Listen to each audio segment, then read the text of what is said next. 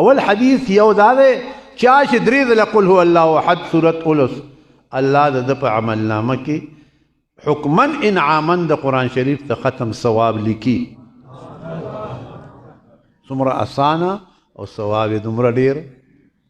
دویم حدیث شریف کې رسول الله صلی الله علیه وسلم وایي څوک چې دا صورت هر مسلمان ښځه سړی لس ځله وایي الله ولې جنت کې بنګله جوړوي. نورونو دقه ډېر. نو حضرت عمر ناصر رضی الله تعالی عنه هغه سوال وکړي یا رسول الله زموږ خو به ډېرې بنګلې وي په جنت کې. رسول پاک ورته وي د الله رحمت اوسع دی. جنت هر رس کلاویږي ښه جنت کلاویږي د پاکستان نه دی چې تنګېږي دا کلاویږي. ته وایه ستا خو د 1 کروڑ 2 کروڑه بنګلې خو یي که نه بیا به هم جنت خالی خانه دا ټول امت چې ورشي بیا به هم جنت خالی د ګرځه پکې مړه دومره د خدای دنیا ده. یو مسلمان له به څومره جیداد ورکوي په جنت کې د دنیا په لس عمره د دې دنیا په لس عمره. ای رښتیا تاسو به هلته ماړه شئ که نه دلته خو وږي یئ ښه دلته خو ما ته ټول وږي ښکارېږئ او هلته به ماړه شئ خو خدای م زر بوځه الله دې موږ هلته یو ځای کړي وی دنیا دا رستو سړی څه باران دی څه خټې دي چکړې دي غوبل دی. الله دې زموږ آخره خاتمه په ایمان کړي. خدای دې زموږ محبت د طالبانو علماو سره د دې قاریانو سره د دیندارو سره زموږ محبت همیشه وساتي او الله دې موږ تاسو نه رضا شي. نو په لس ځله جنت کې بنګله جوړوي دله. او دریم حدیث شریف کې راځي څوک چې دا صورت د ورځې 100 ځله وایي الله به ورته د 500 کالو ګناهونه معاف کړي.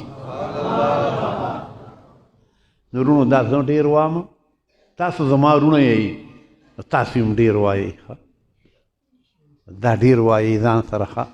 زه به درته یو مثال وایم یو بزرګ دی هغه ته سیر سقطي رحمت الله علیه وایي په یو شپه کې به هغه 10,000 ځله وی څومره کیمیا یې ته جوړه کړې وه.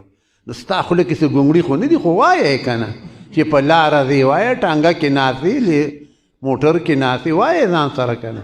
خدای دې ټولو له توفیق ورکړي. ښه تی ازمیخ وکړه یو 40 ورځې کوشش وکړه قضا کوی ما وایې چې هر څومره د مقدار مقرر کوله ته په خپله په خوند باندې پوه شي. ښه دې کې یو خوند دی یو لذت دی یقین وساته خو په هغه لذت دی خدای تاسو پوه کړي. نو بیا به پوه شي خو لغون ته ځکه مونږ خو ډېر د ګناهونو هسې بوجۍ یو نو لږ اثر په مزه کوي. ښه نو تاسو به لږ یو څو ورځې وروسته پوهېږئ ځکه دا خو هر یو شی چې ګنده شي ویندې به یې صفا کې. زمونږ د زړونه زنګ پې ختلی دی زنګ او د زړه سیقل قرآن دی ذکر دی او مرګ د یاداشت دی. هر څیز دپاره چوساري که نه چوسار معنی اوسپنې چوساري لرګي چوساري زنګ ته لرې کوي. د قرآن د زړه زنګ لرې کوي ذکر د زړه زنګ لرې کوي او د مرګ یادول د زړه زنګ لرې کوي. خدای دې زموږ د وړونو نه زنګ لرې کړي. ما یو ورځ سوچ کو ځان سره یاره موږ خو داسې غلطې نه دي کړي څه وجه د خلکو ته مسله کوو دی مني نه. نو سوچ مې کو نو هغه مې هم دقه راوباسه چې زموږ په زړونو باندې زنګ ختلی دی. نو بیا مې ځان باندې سوچ کې دا موږ ته ګناه دی که دی ته نو هغه چې ما ښه سوچ وکړو نو لغون ته ګناه موږ ته دی خو ډېر تاسو ته دی ځکه ستاسو زړونه داسې دي لکه تور طبقې پېژنئ که نه میخي کوناټۍ خو پېژنئ که نه هغه داسې تور دي په ګناهونو چې هغې باندې اوس دا لږ لږ اثر نه کوي داسې تور شوي دي. نو د دې د سپینېدو دپاره قرآن دی ذکر دی او مرګ ډېر یادوي. ښه بس نو دا به صفا شي. الا بذکر الله تطمئن القلوب واتبع سبیل من اناب الی تابع شه د لارې د هغه چا اناب الی چې الله ته د قربت پیدا کوي.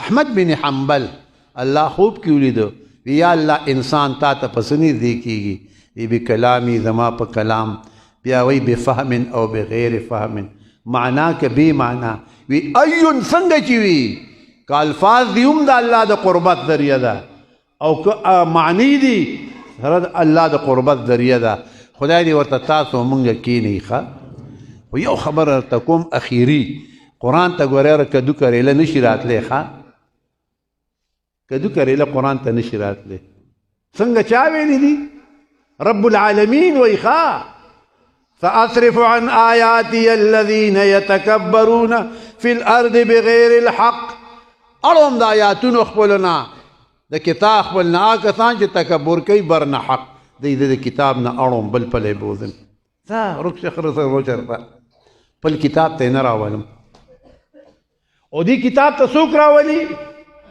ثم اورثنا الكتاب الذين اصطفينا من عبادنا په میراث سره ورک ما کتاب هغه کسانو ته چې ما غوره کړي دي د بندګانو خپلونه غوره خلق دی کتاب ته راولي ښه او خراب خلق ته نه اړوي بلې غاړې ته خدای دې تاسو غوره ساتي ستاسو الواد دې الله غوره ساتي تاسو دې الله غوره ساتي موږ دې الله دې قرآن ته کښېنئ او الله ما دله د قل هو الله احد اجازه خپله زه ډېر وایم تاسو ته وایم خوند به دله درکړي خو وایئ ښه الله دې توفیق راکړي زه د یسې د لارې نه اغوا کړم ښه زه په بله غاړه تلم خو دی وی داسې راوستلم زه راغلی دی سره به یو خبرې کوم تا سره دوه خبرې وشوې زموږ خپله هلته پروګرام شروع دی زموږ خپله جلسه شروع ده خو دا هلته مې واده کړی دی وی تاسو موږ سره واده کړی ما دی د املوکو طول کې تاسو هم رالئ راځئ دا د املوکو طول کې رالئ نورونو یو مې تاسو ته قل هو الله احد وی ښه دا وایي دا سره